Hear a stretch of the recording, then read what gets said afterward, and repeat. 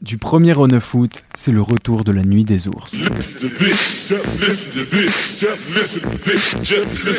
Vous êtes à l'écoute de Radio Nuit des ours.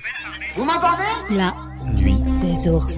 Bonjour à tous, bienvenue sur Globule Radio 90.5 FM et on se retrouve pour une nouvelle journée en direct de Valorcine pour le festival de la Nuit des ours qui a lieu donc du 2 août jusqu'à dimanche le 8 août. Je vous rappelle également que la Nuit des oursons de demain, le samedi 7 août, est annulée en raison des conditions météorologiques.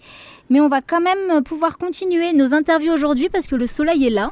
Il y a un petit peu de vent, mais rien d'inquiétant pour le moment. Les nuages restent bien dispersés. Alors, on est avec Jérôme Lair, qui est artiste du chemin du Festival de la Nuit des ours et qui a prévu une installation qui s'appelle la colonne hélicoïdale. Bonjour Jérôme. Bonjour. Alors, est-ce que vous pouvez nous parler de cette colonne hélicoïdale que vous avez faite exprès pour ce festival de la Nuit des ours? Oui, alors c'est une colonne qui a des dimensions suffisamment grandes pour qu'elle soit intégrée dans le paysage. Elle fait 3,50 m et sur une base carrée de 1,50 m par 1,50 m. C'est une sculpture qui est faite par assemblage de planches.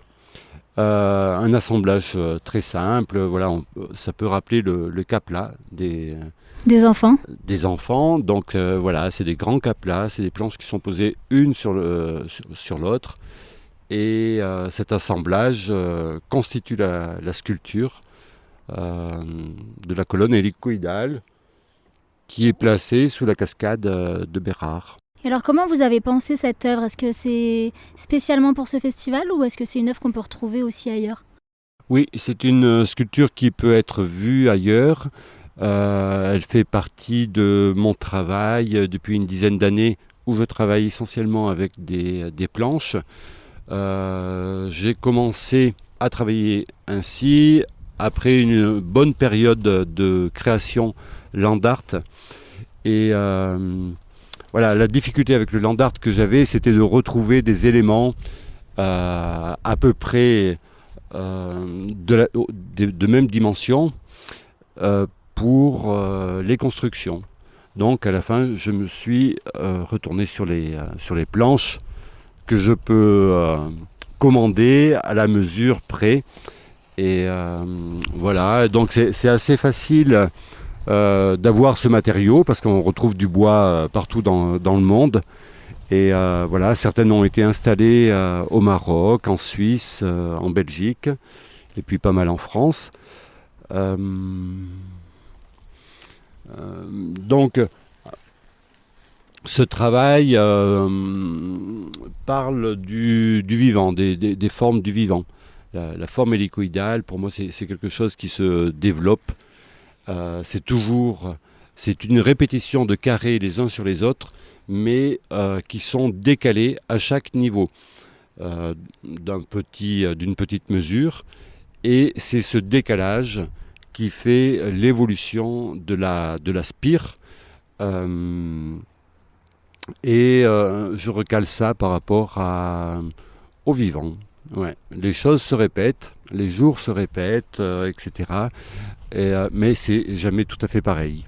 Mmh. Est-ce que vous êtes venu spécialement pour ce festival ou est-ce que vous êtes du coin? Non, je suis de Haute-Loire et donc je viens ici pour la semaine et pour l'installation de la sculpture. D'accord. Où est-ce qu'on peut retrouver également vos autres œuvres si on veut en découvrir un peu plus sur vous? Alors il y a une vis sans fin, c'est une sculpture monumentale qui fait 5,50 m de long, 2,20 m de haut, qui est à Lézin, en Suisse, en haute montagne. Voilà, il était prévu que je participe à la Biennale de Montreux aussi, mais actuellement j'ai des problèmes physiques à l'épaule et voilà, j'ai décliné l'invitation à Montreux parce que c'était trop complexe. Dans la région, sinon c'est difficile d'en trouver, ouais. Mais alors, pour revenir à une question que j'aurais pu vous poser dès le départ, mais comment vous en êtes arrivé à être artiste, à construire des œuvres comme ça en bois? La question est très vaste. L'histoire, c'est que mon travail de land art m'a amené à travailler la forme de l'œuf. Et en tout début de festival, on a brûlé l'œuvre que j'ai créée l'an dernier, qui était un œuf en bois. Donc, je me suis beaucoup posé de questions, j'ai été fasciné par l'œuf et je le suis encore. Mais je ne pouvais pas rester dans ce sujet-là parce que c'est un sujet qui est trop sublime, trop génial, et il y a quelque chose comme ça qui peut finir à troubler l'esprit.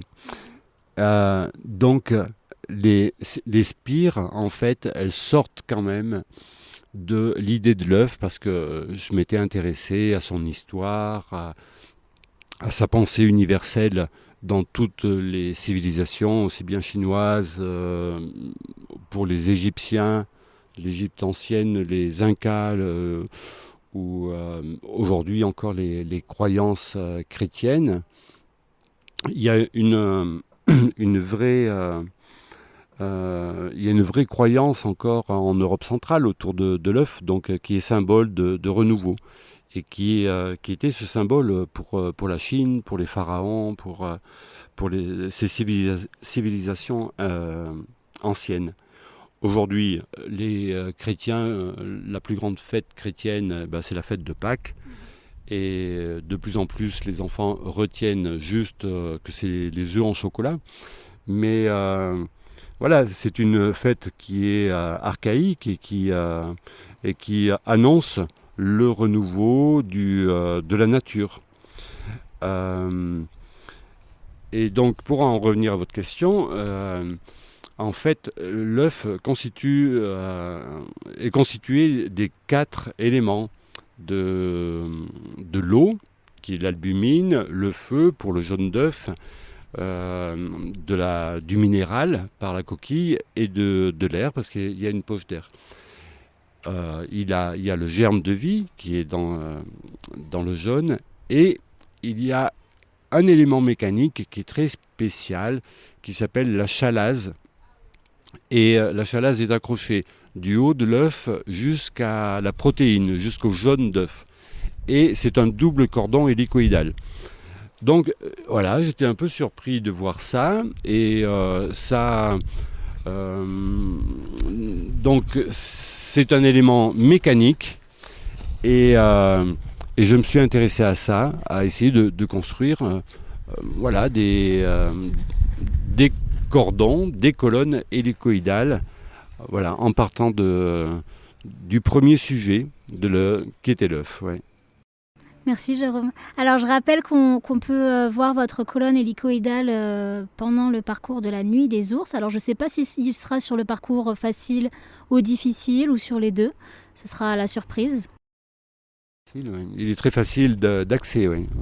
Et jusqu'à quand il va rester dans cette forêt ? Eh bien, le plus longtemps possible. Donc même si on n'a pas la chance de participer à la nuit des ours, on peut toujours venir oui, je pense chercher, que dans 5 ans, elle sera encore là.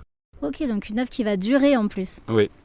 Merci beaucoup Jérôme, restez avec nous sur le 90.5 FM. Vous êtes à l'écoute de Radio. La Nuit des ours. Vous m'entendez ?